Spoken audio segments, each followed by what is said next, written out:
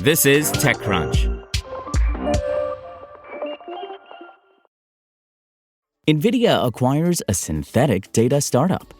I'm Imran Sheikh, and your Thursday Daily Crunch starts now with 3 big headlines. Bluesky CEO Jay Graber made a splash at South by Southwest last week, showing up at her keynote event in a t-shirt that subtly poked fun at Meta founder The Zuck. Or at least it seemed like it was subtle. But so many people appreciated the jab that users convinced Bluesky to reproduce and sell Graber's shirt, even though it was an esoteric Latin language reference written in black ink on a black fabric.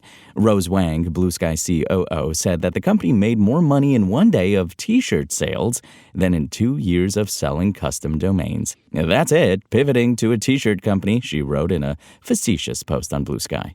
The shirts, which Bluesky is selling for $40, are a rebuttal to a shirt that The Zuck designed and wore at an event last year. His shirt declared, "Aut Zuck, aut nihil," which means in Latin, Zuck or nothing. The Zuck is referencing the Latin phrase aut Caesar, aut nihil, drawing a direct parallel between the controversial Roman dictator and himself. Graber's shirt, well, it says Mundus sine Caesaribus, or a world without Caesars, in Latin, of course. Graber's fans, or perhaps the Zuck's haters, like the shirt so much that Bluesky almost immediately sold out of its first printing of the shirts.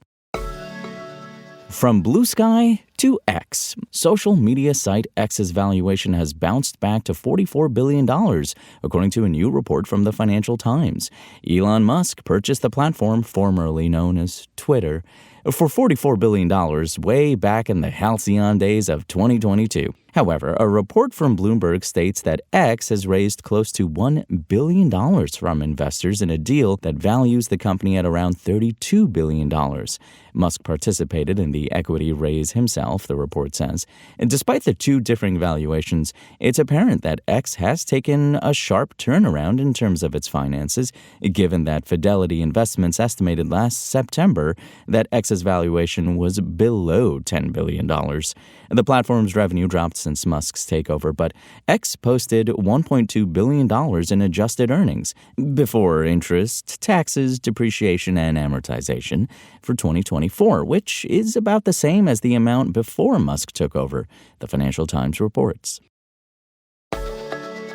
Nvidia has reportedly acquired Gretel, a San Diego-based startup that's developed a platform to generate synthetic AI training data. Now, terms of the acquisition are unknown. The price tag was said to be 9 figures, exceeding Gretel's most recent valuation of $320 million, according to Wired. Gretel and its team of roughly 80 employees will be folded into Nvidia, where its tech will be deployed as part of the former suite of generative AI services for developers, Wired reported. Gretel was founded in 2019. The startup fine-tunes models, adds proprietary tech on top, and then packages these models together to sell them. Gretel raised more than $67 million in venture capital prior to its exit, according to Crunchbase. Nvidia's acquisition is strategic and timely. Tech giants like Microsoft, Meta, OpenAI, and Anthropic are already using synthetic data to train flagship AI models as they exhaust sources of real-world data.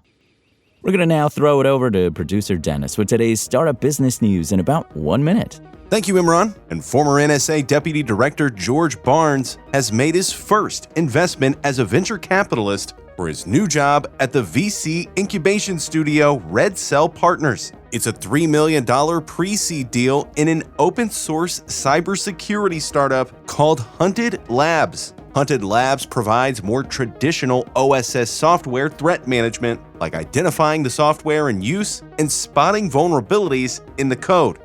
And Terra AI founder and CEO Tony Zhang has investors interested in his software known as zero-shot navigation for robots. So much so that he just received a $7.8 million seed round. At a high level, Terra AI is building a spatial reasoning AI system to provide affordable visual navigation for autonomous robots. This technology is used in various applications, including robotic manipulation, mobile robotics, and automated driving. And that will do it for me. Imran, back to you. That's your Daily Crunch. Today's stories were reported by Aisha Malik, Amanda Silberling, Kyle Wiggers, and more beautiful, lovely TechCrunch journalists. We'll see you here tomorrow, and until then, find us digging through our attics looking for our old copies of Ecce Romani at TechCrunch.com.